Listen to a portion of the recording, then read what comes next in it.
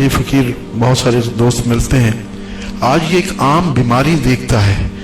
کہ ہم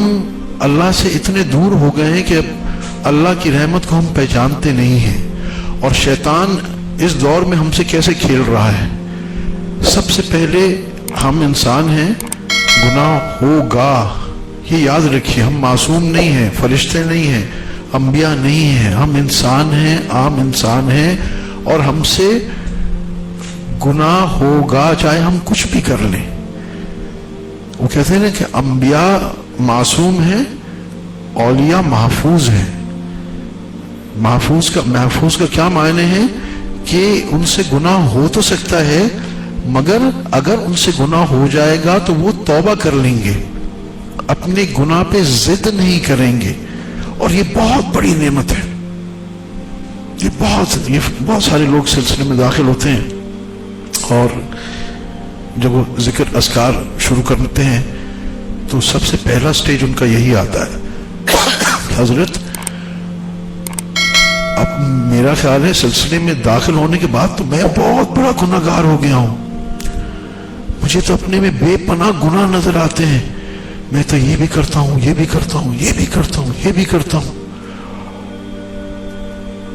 اور میں ان سے یہی عرض کرتا ہوں کہ الحمدللہ یہ اس ذکر کا آپ کے دل میں صلاحیت، آپ کے دل میں داخل ہونے کی علامت ہے۔ وہ کہتے ہیں یہ کیسے؟ میں ان سے عرض کرتا ہوں کہ آپ سوچیں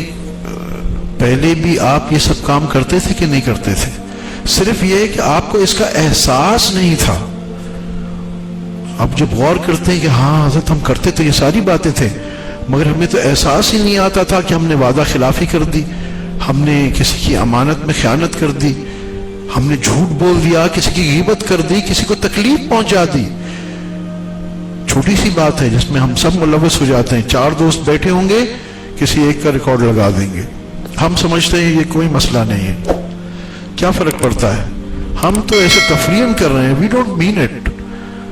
ہم دل سے تھوڑی اس کو برا سمجھ رہے ہیں، بس یہ احساس ہی نہیں ہے ہمیں کہ ہم کسی کا دل، مسلمان کا دل دکھا رہے ہیں، اس کی بے عزتی کر کے اس کو تکلیف دے رہے ہیں۔ یہ ہمارے مردہ دل کی نشانی ہے، مگر جب انسان اللہ کا ذکر شروع کرتا ہے تو اس کا دل زندہ ہونا شروع ہو جاتا ہے۔ جیسے میں عرض کرتا ہوں کہ جب کسی کو سٹروک ہو جائے نا، فالج جس کو کہتے ہیں، تو کیا ہوتا ہے کہ جس حصے میں پیرالیسس ہوگا، فالج ہوگا، سٹروک کے اثرات ہوں گے، تو اس حصے میں حساسیت ختم ہو جاتی، فیلنگز ختم ہو جاتی ہیں، یہاں تک کہ اس حصے میں آپ سوئی چبوئیں گے،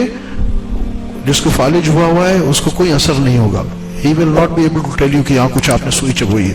آپ اس کو کاٹ دیں اس کو پتہ ہی نہیں چلے گا بیچارے کو۔ مگر ڈاکٹر اس کو دوائیاں دیتے ہیں، بلڈ تھنر دیتے ہیں، اس کی فزیوتھیراپی شروع کرتے ہیں، آہستہ آہستہ وہ نارملائز ہونا شروع ہوتا ہے، اس کے جسم کے اس حصے میں بلڈ سرکولیشن پوری آنا شروع ہو جاتی ہے آہستہ آہستہ۔ اب کیا ہوتا ہے، اب آپ اس کو سوئی چبوئیں گے تو اس کو فیلنگ آنا شروع، یار کچھ ہو رہا ہے، کچھ لگ رہا ہے۔ الحمدللہ مجھے اور آپ کو کوئی ذرا سی ایسی سوئی چبو دے تو ہم ایسے اچھل جائیں گے فوراً، ارے یار کیا کر رہے ہو۔ مگر جس کو فالج ہوا اب وہ صحیح ہو رہا ہے، تو ہمارا دل بھی ایسا ہی ہے کہ وہ سوکھ کے کڑک ہو گیا، خیر کی بات اس میں جا ہی نہیں رہی ہمارے گناہوں کی وجہ سے۔ جب وہ ذکر اذکار کرتے ہیں تو اس کا امپیکٹ کیا ہوتا ہے کہ اس سخت سٹرکچر کے اندر ایک سافٹنس آنا شروع ہوتی ہے، نرماہٹ آنا شروع ہو جاتی ہے، اور اب اس میں حساسیت آتی ہے، فیلنگز آنا شروع ہو جاتی ہے۔